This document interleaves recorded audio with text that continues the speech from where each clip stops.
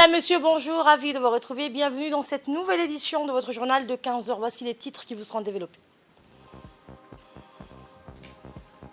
Le président de la République a reçu les lettres de créance de 7 nouveaux ambassadeurs.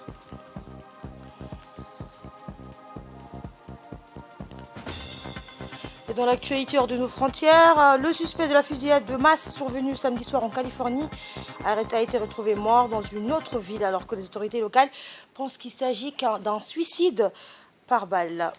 Bonjour et merci de nous accueillir chez vous. Le président de la République, Ismaël Omar Guelleh, a reçu ce matin au Palais de la République les lettres de créance de 7 nouveaux ambassadeurs accrédités par leurs pays respectifs auprès de la République de Djibouti. Il s'agit de l'ambassadeur de la Turquie avec pour résidence la République de Djibouti, M. Cenk Ubraz. Dans une intervention, le nouvel ambassadeur de la Turquie à Djibouti a transmis au président de la République, Ismaël Omar Guelleh, les lettres, les salutations amicales de son homologue et frère de la République de la Turquie, Recep Tayyip Erdogan, et a souhaité au peuple frère de Djibouti la paix et la prospérité. Le nouvel ambassadeur turc a ensuite fait état des liens privilégiés et étendus dans tous les secteurs du développement entre les deux pays. Il a ajouté que la République de Djibouti est un partenaire stratégique grâce à sa position stratégique, mais aussi grâce à son rôle qui œuvre pour la promotion de la paix et la stabilité dans la Corne de l'Afrique. Après avoir présenté sa lettre de créance au président de la République, l'ambassadeur turc, le chef de l'État a eu un entretien avec l'ambassadeur pour aborder les voies et moyens de consolider davantage les relations amicales des deux pays et renforcer leur coopération économique.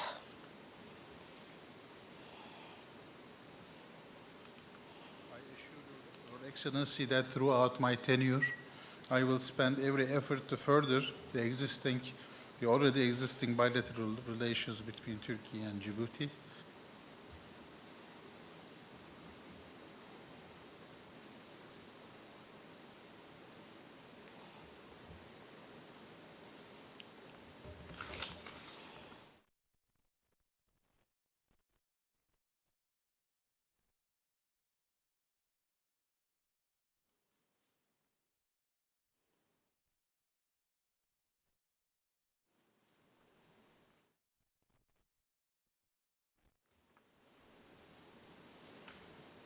Et le président de la République, Ismaël Omar Guelleh, a reçu également la lettre de créance de 6 autres nouveaux ambassadeurs. Le chef de l'État, Ismaël Omar Guelleh, a reçu aujourd'hui, en milieu de matinée, les lettres de créance de 6 nouveaux ambassadeurs étrangers accrédités par leurs pays respectifs auprès de la République de Djibouti. Ces ambassadeurs ayant remis leurs lettres de créance en nommément l'ambassadeur de la République de Malte en premier. Il s'agit de diplomates non résidents qui ont tous le statut d'ambassadeurs extraordinaires et plénipotentiaires auprès de la République de Djibouti. Dans l'audience dévolue à la remise de ces lettres de créance, chacun de ces diplomates a prononcé un discours dans l'allocution faite à l'occasion de la remise de ces lettres de créance. Le nouvel ambassadeur de Malte auprès de la République de Djibouti a tout d'abord salué le précieux concours que, sous le leadership du président Ismaël Omar Guelleh, notre pays apporte à la stabilité régionale. Par la suite, le numéro 1 djiboutien.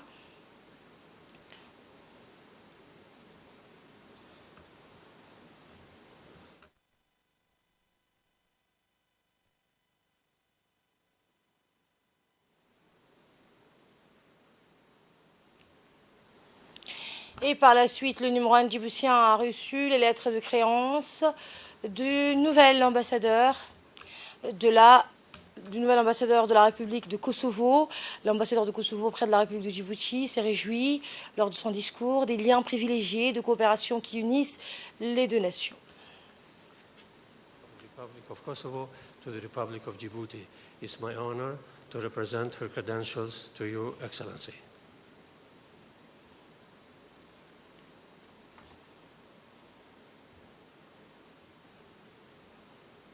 Et le chef de l'État a souhaité la bienvenue à chacun de ces diplomates et les a assurés qu'ils trouveront auprès du gouvernement et du peuple de Djibouti tout le concours nécessaire à l'accomplissement de leur noble mission.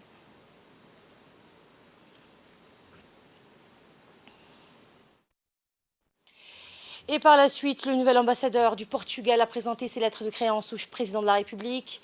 L'ambassadeur de la République du Portugal s'est surtout évertué à faire part de sa motivation à œuvrer au renforcement des relations entre son pays et la République de Djibouti. C'est une véritable satisfaction de pouvoir ajouter à ma carrière diplomatique une expérience dans une région stratégique comme la Corne de l'Afrique en qualité de chef de mission dans un pays ami tel que Djibouti. My predecessor. It is also the time, of course, to extend to you the wishes of good health and well-being of our President, to you, Mr. President, and also for the prosperity of your people. On my side, of course, I will have to tell you, of course, of my determination to strengthen our relations and, of course, to work for the facilitation of exchange of our people.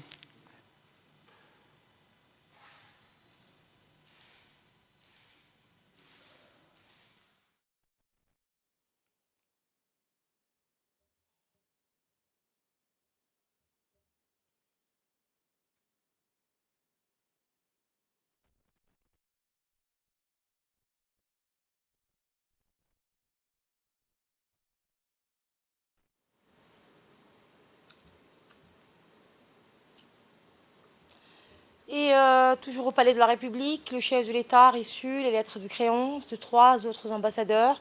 Il s'agit de diplomates non résidents qui ont tous le statut d'ambassadeur extraordinaire et plénipotentiaire près de la République de Djibouti. En premier, le chef de l'État a reçu les lettres de créance de l'ambassadeur de la République d'Autriche.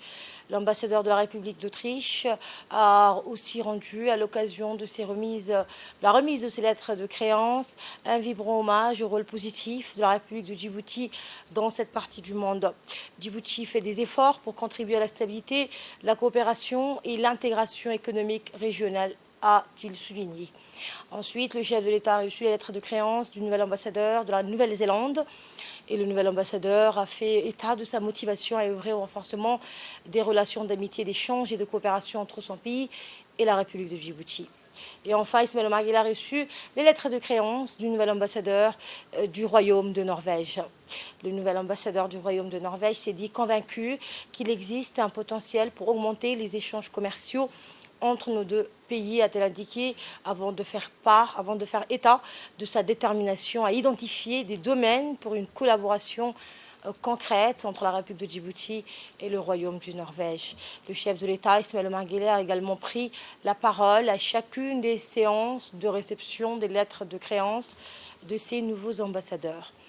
Dans ses interventions, le président Guelleh a souhaité la bienvenue à Djibouti à chacun de ses diplomates et les a assurés qu'ils trouveront auprès du gouvernement et du peuple de Djibouti tout le concours nécessaire à l'accomplissement de leur noble mission. À noter la présence à ces audiences du ministre des Affaires étrangères, Mohamed Ali Youssouf, et de la conseillère diplomatique du chef de l'État.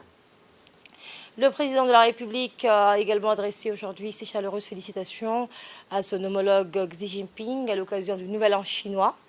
Je forme le vœu sincère que le Nouvel An chinois soit source davantage d'opportunités pour l'accroissement des dispositions de votre pays propices à l'accomplissement individuel et collectif de vos compatriotes, a écrit le président de la République dans un télégramme transmis à son homologue chinois. Nul doute que sous votre leadership éclairé, la nation amie chinoise saura écrire au cours de cette année qui vient d'entamer un autre chapitre de son histoire, riche d'inventivité, de créativité et d'ingéniosité. A noter le chef de l'État dans le même document.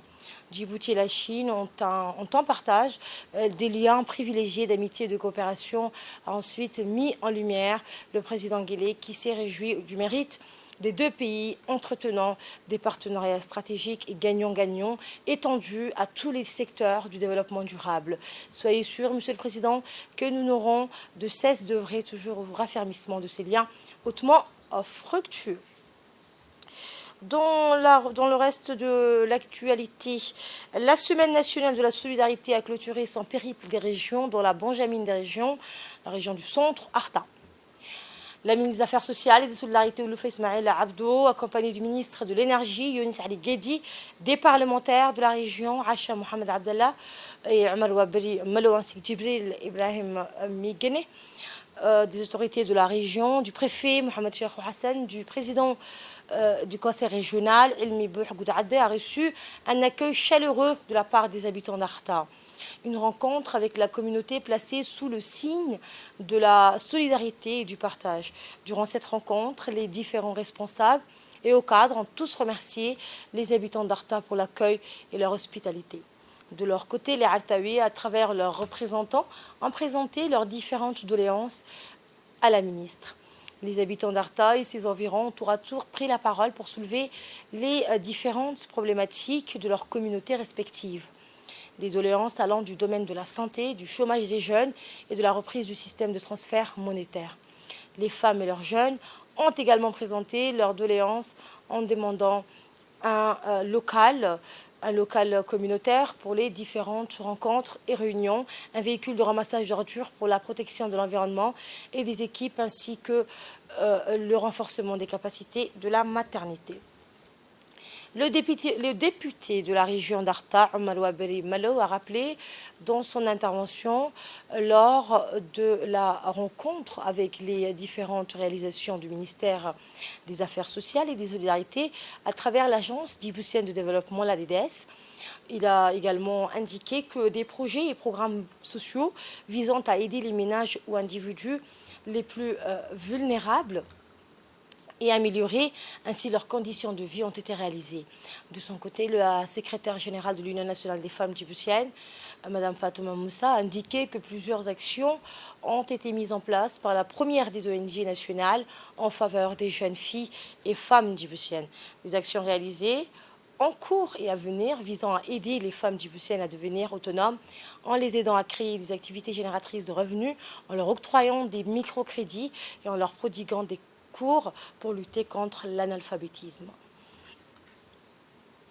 Le président du conseil régional d'Arta, Elmi Bouhgoudadé, a souligné que le conseil de la région travaillait en étroite collaboration avec la DDS, le bras technique du ministère des Affaires sociales et des Solidarités, sur plusieurs projets d'envergure multidisciplinaire et multisectoriels, non seulement dans le chef-lieu de la région, mais aussi dans les sous-préfectures, localités d'Arta. De son côté, le préfet d'Arta, Mohamed Cheikh Hassan, a rappelé que le ministère des Affaires sociales et des Solidarités, les institutions sous sa tutelle, au premier desquels la DDS ont effectué de nombreuses réalisations dans plusieurs domaines tels que la santé, l'éducation, la construction des locaux communautaires, mais surtout dans les actions en faveur des jeunes filles et des femmes de la région pour les inciter à être indépendantes financièrement et être autonomes. Le ministre de l'Énergie chargé des ressources naturelles, le ministre de la région, a indiqué que sa collègue des Affaires sociales et des Solidarités, après son périple dans toutes les régions et localités du pays, Arta a été hier pour clôturer la semaine nationale de la solidarité en étant porteuse de bonnes nouvelles. Poursuivant son intervention, le ministre de l'Énergie, Younis Ali Guedi, a souligné que plusieurs programmes et projets sociaux ont vu le jour dans cette région de l'Aïta et jusqu'à l'Oyad.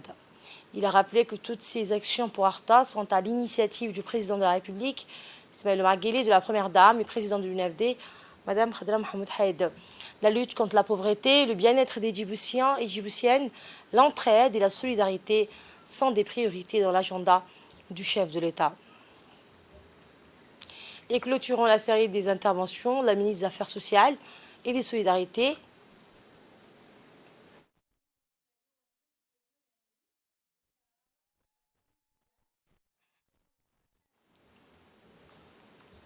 Clôturons donc la série des interventions. La ministre des Affaires sociales et des Solidarités, Olofa Ismaël Abdo, a d'emblée annoncé aux habitants de la région d'Arta qu'elle était porteuse de bonnes nouvelles dans le cadre de la clôture officielle de la Semaine nationale de la solidarité. Elle a d'ores et déjà assuré ses interlocuteurs venus de la ville d'Arta et de ses environs que toutes leurs demandes et doléances seront prises en considération, quelle que soit leur nature. La ministre a annoncé qu'auparavant, 750 familles bénéficiaient du système de transfert monétaire. Ce chiffre passera dorénavant à 3500 pour la ville d'Arta et ses environs. Concernant l'octroi trimestriel de 30 000 francs au lieu de 120 familles, nous allongerons ce chiffre à 1100 familles bénéficiaires. Pour Karta et les localités avoisinantes, nous allons passer à 410 à 1100 ménages bénéficiaires, et ce, à la demande du président de la République et au travail acharné des équipes de mon département. Concernant la sous-préfecture de Dameljog et les localités administrativement sous sa tutelle, nous passons dorénavant à 220 à 1400 familles bénéficiaires de ces aides financières trimestrielles de 30 000 francs. La ministre des Affaires sociales et des Solidarités a poursuivi son intervention en rappelant que son ministère subvenait aux besoins de 310 étudiants universitaires d'Arta à hauteur de 16 000 francs par mois. Pour les différents projets et programmes de création d'emplois et d'activités génératrices de revenus, le gouvernement a débloqué un fonds de 60 millions de nos francs pour notamment aider les jeunes voulant se lancer dans l'entrepreneuriat et les femmes pour se lancer dans le commerce et la vente pour être autonomes. Cette somme sera, a-t-elle dit, remise au CPEC de Djibouti et d'Arta pour pouvoir lancer vos projets à travers le système de microcrédit.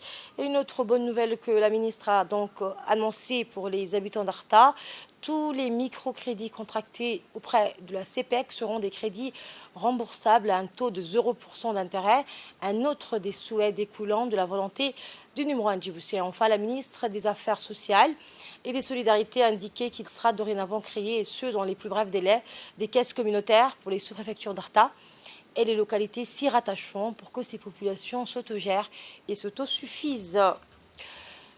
Toujours dans la continuité de la Semaine nationale de la solidarité, la ministre des Affaires sociales et des Solidarités a rencontré hier les femmes d'Arta à l'antenne de l'UNFD d'Arta.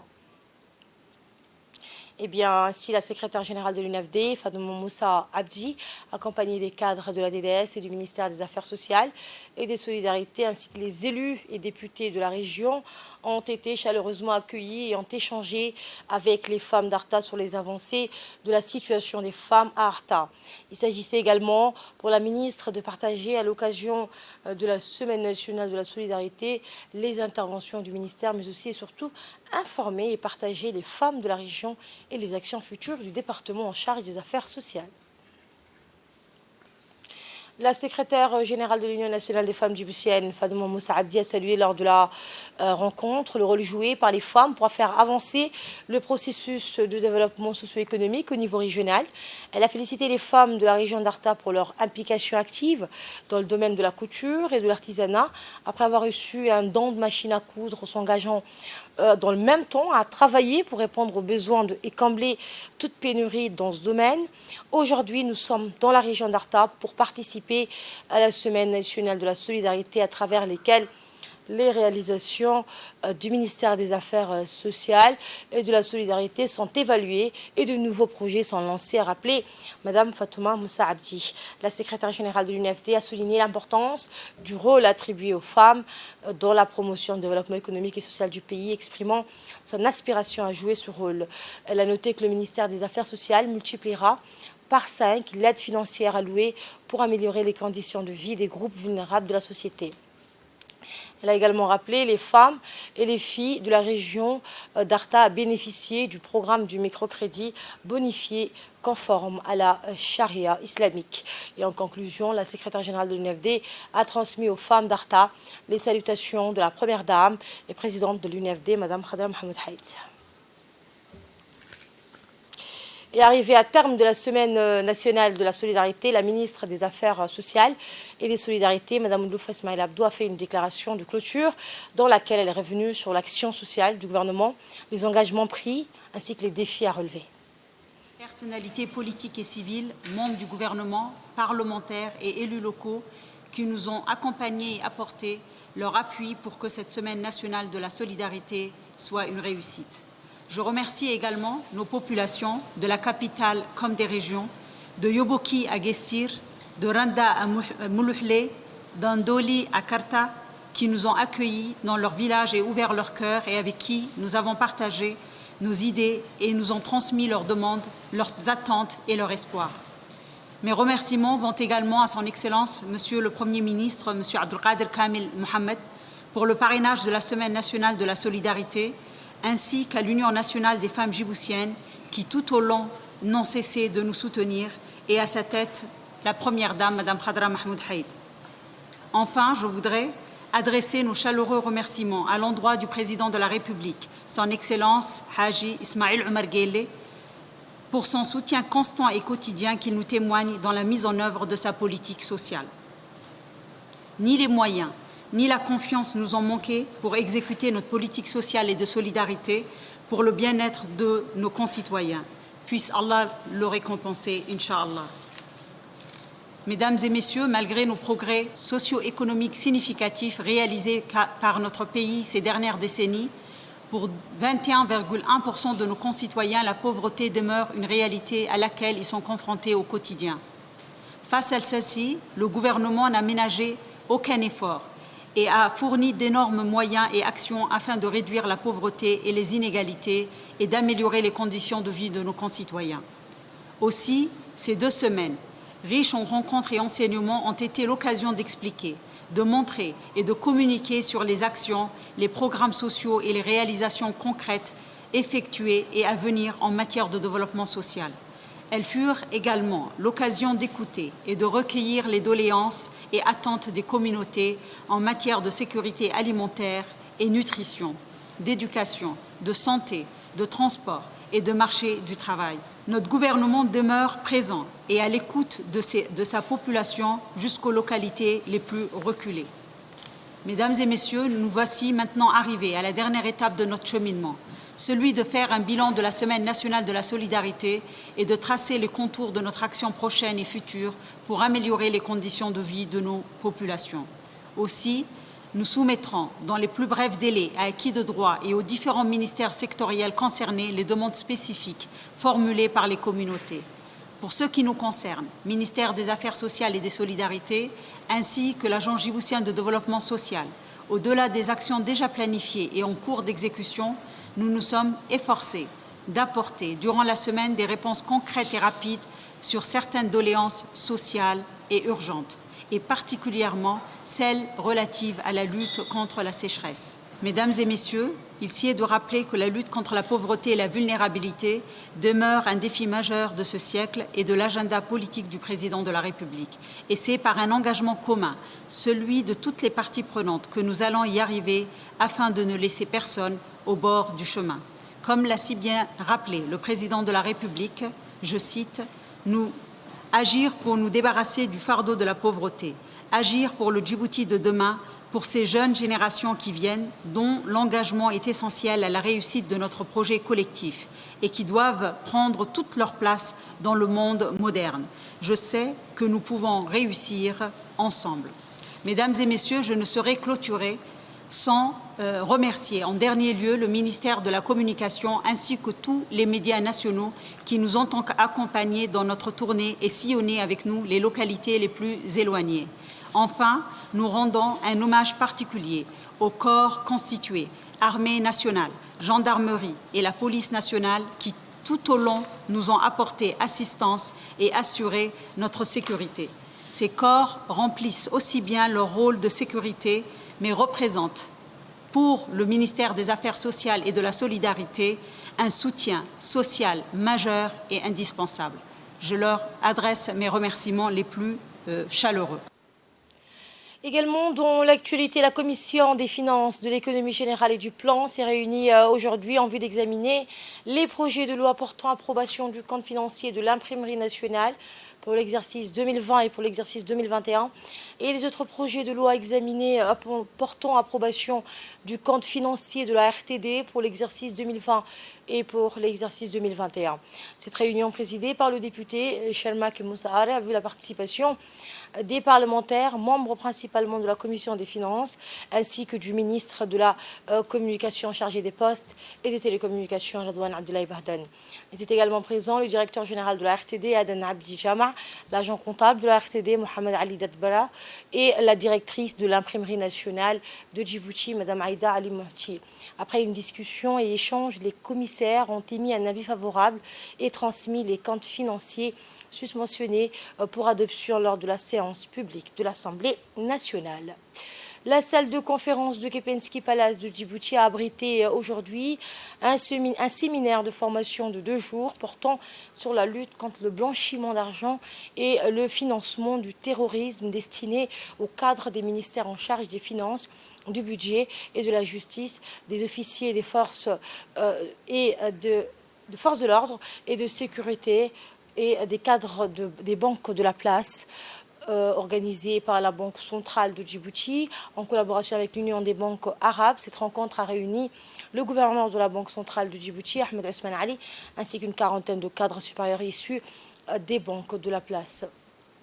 Cet atelier s'inscrit dans le cadre de la participation de la République de Djibouti à l'évaluation mutuelle du dispositif de lutte contre le blanchiment de capitaux et le financement du terrorisme. L'objectif de cette mission d'assistance technique est de rappeler les principes et les enjeux de l'évaluation mutuelle de la République de Djibouti qui mène par le groupe d'action financière du Moyen-Orient et de l'Afrique du Nord, plus connu sous l'acronyme GAFI-MOAN.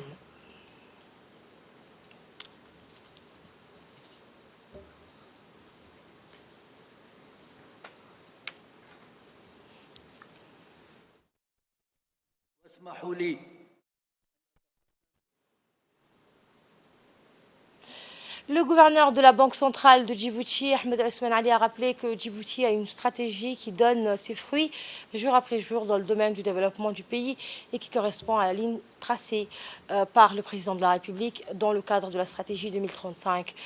Écoutons un extrait de son intervention. Qui s'étalera donc sur ces 3 jours, vise au renforcement de nos capacités en matière de lutte contre le blanchiment des capitaux et le financement du terrorisme. Cette thématique d'actualité représente un enjeu crucial pour nos systèmes bancaires en développement. Comme vous le savez, en effet, les activités criminelles de blanchiment des capitaux ainsi que le financement du terrorisme international constituent un fléau majeur de nos jours. Ces phénomènes sont mondiaux et aucun pays, petit ou grand, n'en est à l'abri. Les cadres nationaux de lutte contre le blanchiment des capitaux et le financement du terrorisme ne concernent pas uniquement les agences gouvernementales, mais également tous les acteurs publics et privés, en particulier les secteurs financiers, qui doivent être impliqués, chacun à son niveau, dans cette lutte contre la criminalité financière. Ainsi, le séminaire qui démarre ce jour représente une réelle opportunité pour les participants issus de la communauté bancaire de mettre à jour et parfaire leurs connaissances dans ce domaine. Ce séminaire vise donc à fournir aux participants une connaissance approfondie des obligations juridiques et réglementaires en matière de lutte contre le blanchiment des capitaux et le financement du terrorisme, ainsi que les procédés de prévention et de détection et de pratiques financières criminelles. Pour saisir pleinement toutes les chances de développement suscitées par ce contexte, le gouvernement a, sous l'impulsion et le leadership du chef de l'État, son Excellence M. Ismaïl Omar Guelleh, élaboré une stratégie ambitieuse dont l'une des composantes majeures est le développement du secteur financier, avec pour objectif de l'ériger à terme en hub financier international. Et à l'issue de ce séminaire, notre équipe sur place a recueilli quelques réactions, dont celle du directeur de la supervision bancaire à la Banque centrale, M. Ali Daoud Lavossi. Ce séminaire, c'est de développer un atelier pour les professionnels du secteur bancaire. Depuis plusieurs années, la République de Djibouti enregistre des progrès très importants dans le domaine économique de manière générale, et en particulier dans le domaine financier. Et le thème qui est développé à travers ce séminaire est la sécurité financière de manière générale. Il s'agit de la lutte contre les blanchiments des capitaux et le financement du terrorisme de manière précise. Néanmoins, il s'agit de manière globale la fiabilisation du circuit bancaire, le renforcement des pratiques financières et la promotion des bonnes pratiques financières. Animé par des experts issus de l'Union des banques arabes et à l'adresse des praticiens des banques. Donc, et sous l'égide de la Banque centrale. Et le centre, autre nouvelle, le centre d'instruction technique et tactique d'Ambouli du camp Cheikh Ousmane a abrité ce matin la cérémonie de fin de formation des stagiaires de l'armée djiboutienne ayant terminé leur formation dans plusieurs filières militaires spécifiques. Cette cérémonie haute en couleur a été présidée par le général de corps d'armée Zakaria Cheikh Ibrahim, chef d'état-major général des armées. Était également présent le général de brigade Tahir Ali Mohamed, chef d'état-major de la défense, le colonel-major Mohamed Qayad Guélé, sous-chef d'état-major de la défense, ainsi que les hauts responsables des forces armées djiboutiennes. C'est le colonel Dahir Hassan Abadid, chef de corps du régiment blindé, et sa troupe d'honneur qui ont rendu les honneurs militaires au chef d'état-major dès son arrivée sur les lieux.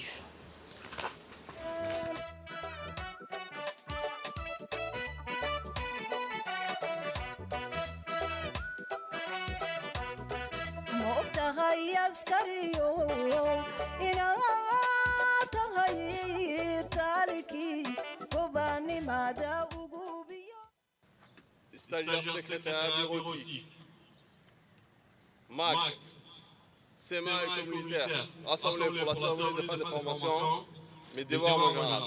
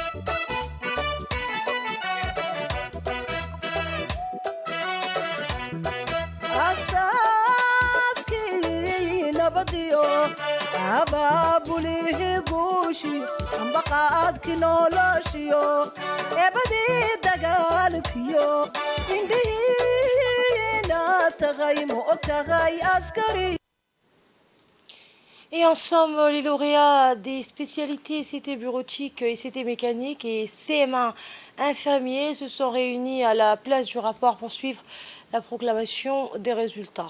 Et c'est le lieutenant-colonel Mohamed Rayad Guélé, commandant l'école militaire de Holhol, qui s'est chargé d'introduire, comme il se doit, cet événement avant de céder la lecture des résultats et l'appel des lauréats au capitaine Hassan Hamed des ressources humaines. Militaires du premier degré, ces stages se sont déroulés respectivement au CITA, à la DCMAT et à l'école militaire. Le dispositif qui vous rend les honneurs aujourd'hui, mon général, est constitué de la droite vers la gauche, d'une section d'honneur du camp Cheikh Ousmane, des stagiaires féminines du stage bureautique, des stagiaires du stage mécanique auto et génératrice de la DCMAT, et enfin les stagiaires paramédicaux à lesquels se sont greffés des stagiaires de l'école militaire, du soutien de l'école militaire. Le stage a été organisé à l'école militaire. Cette cérémonie, placée sous l'autorité directe du chef d'état-major général des armées, comporte les phases suivantes.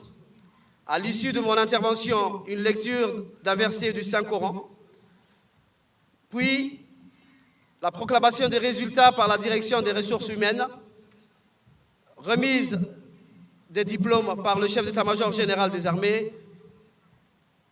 Ensuite, cette cérémonie sera clôturée par une animation et un pot de rafraîchissement organisé à cette occasion.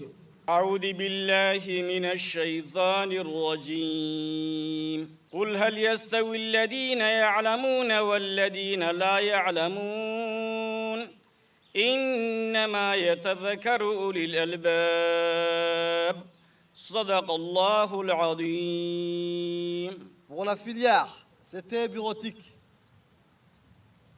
La première, Caporal Soumeya Ali Jibril. La deuxième.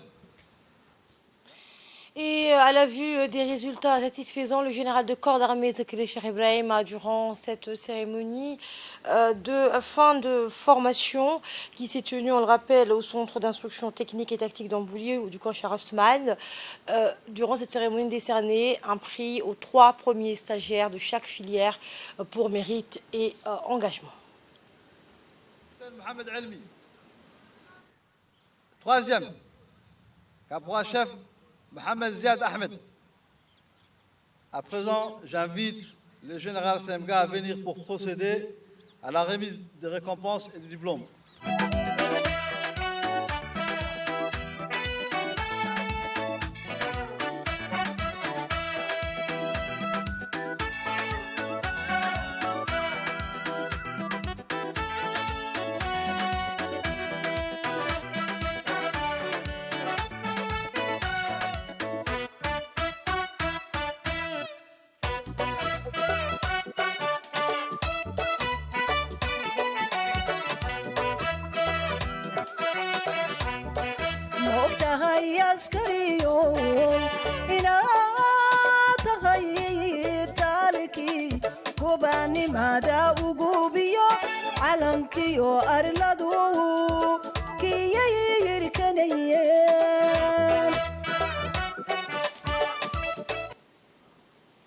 Et c'est dans une ambiance très conviviale que le groupe folklorique Harbi a conduit ses suites de la cérémonie au rythme des chants et des chorégraphies militaires traditionnelles et cérémoniales.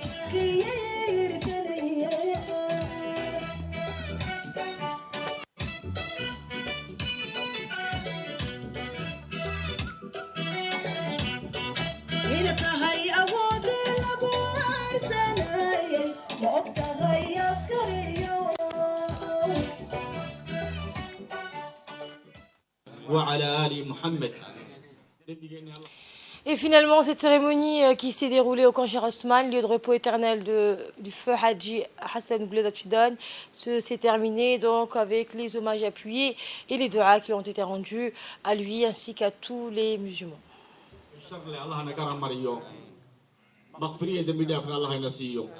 مسوسود أجود سقطنا الله نكرم مريو خير رماتنا الله نسيو اللهم اغفر لنا وارحمنا ولأهلنا ولوالدينا ولجميع المسلمين أينما كانوا برحمتك يا أرحم الراحمين وصل اللهم على سيدنا محمد الفاتحة. Et dans l'actualité hors de nos frontières aux États-Unis, le suspect de la fusillade de masse survenue samedi soir en Californie a été retrouvé mort dans une autre ville, alors que les autorités locales pensent qu'il s'agit d'un suicide par balle. 5 femmes et 5 hommes ont été tués, tandis que 10 autres personnes ont été blessées lors de cette fusillade qui a éclaté à Monterey Park, ville située à 16 km à l'est du centre de Los Angeles. Ont déclaré les autorités. L'incident mortel s'est produit donc samedi. Une salle de bal populaire exploitée depuis une trentaine d'années. Un événement y était organisé pour célébrer l'arrivée du nouvel an du nouvel an donc lunaire chinois. Et c'est ainsi que se referme cette édition. Merci infiniment à vous de l'avoir suivi. Prochain rendez-vous à 22h pour un nouveau journal agréable après-midi à toutes et à tous.